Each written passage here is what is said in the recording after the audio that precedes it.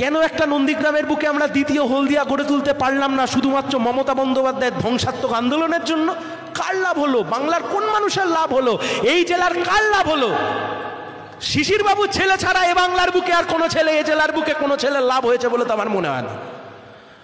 একদিকে মমতা ব্যানার্জির ভাইপো আর অন্যদিকে শিশির বাবুর ছেলে, এই দুজনে মিলে রাজ্যপাট নিয়ে কোটি কোটি টাকার ব্যবসা করে একজন বিরোধী দলনেতা হয়েছে, একজন সাংসদ হয়েছে, একজন মুখ্যমন্ত্রী হয়েছেন, আর বাদবাকি হাতে কৌটো ধরিয়ে দিয়েছে মমতা ব্যানার্জি রাজ্যের বেকার যুবক যুবতীদের হাতে। চলতে পারে? দেখছেন না শেষ 2-2.5 মাস ধরে কি চলছে রাজ্যের বুকে? অমিত শাহ আসলেন, 30 মিনিট ধরে বক্তৃতা দিলেন ধর্মতলার বুকে। একটা রাজ্যের সরকার যারা চুরি দুর্নীতিতে কার্যত ডুবে গেছে, চুরি দুর্নীতিতে খুঁজে পাওয়া যাচ্ছে না, নেতা মন্ত্রীরা যদি জেলে যাওয়া শুরু করে, ভাইফোঁটা জামাই ষষ্ঠী সব এদের জীবনের বাকি সব জেলের মধ্যে হবে। কিন্তু অমিত শাহ এসে 30 মিনিটের মিটিংয়ে 3 মিনিট বলল দুর্নীতি নিয়ে আর 5 মিনিট বলল অনুপ্রবেশ নিয়ে। কেন, কিসের জন্য, কোন কারণে? তার কারণ মঞ্চে বসে রয়েছে নিশীথ প্রামাণিক, তার কারণ মঞ্চে বসে রয়েছে শুভেন্দু অধিকারী। অমিত শাহরা জানেন শুভেন্দু অধিকারীদেরকে সাথে নিয়ে তৃণমূল কংগ্রেসের চুরির বিরুদ্ধে লড়া যায় না।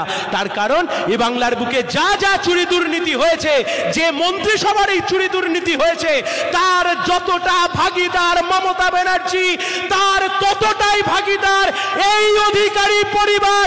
মেদিনীপুরের বুকে দাঁড়িয়ে বলে যাচ্ছি, ইতিহাস লিখবে বামপন্থীরা, যারা এক সময় দাঁড়িয়ে পশ্চিম বাংলার বুক থেকে গণতন্ত্রকে কার্যত খতম করতে চেয়েছিলেন, বামপন্থীদেরকে শেষ করতে চেয়েছিলেন, আজকে তারা একে অপরের দিকে আঙুল তুলে চোর চোর বলে তেড়ে যাচ্ছে। কিন্তু আমরা বলছি ও লড়াই আসল লড়াই নয়, ও লড়াই নকল লড়াই।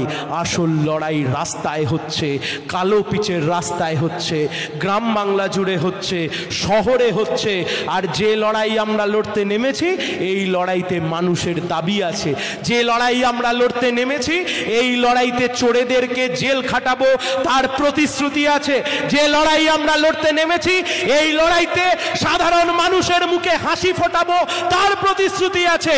যে লড়াই আমরা লড়তে নেমেছি, আমার যে বেকার ভাইটি, আমার যে বেকার বোনটি যে যন্ত্রণায় ছটকাচ্ছে, যার হাতে চাকরি তুলে দিতে পারেনি এই সরকার, তার চোখের জল মুছিয়ে দেওয়ার জন্য রাস্তায় নেমেছি।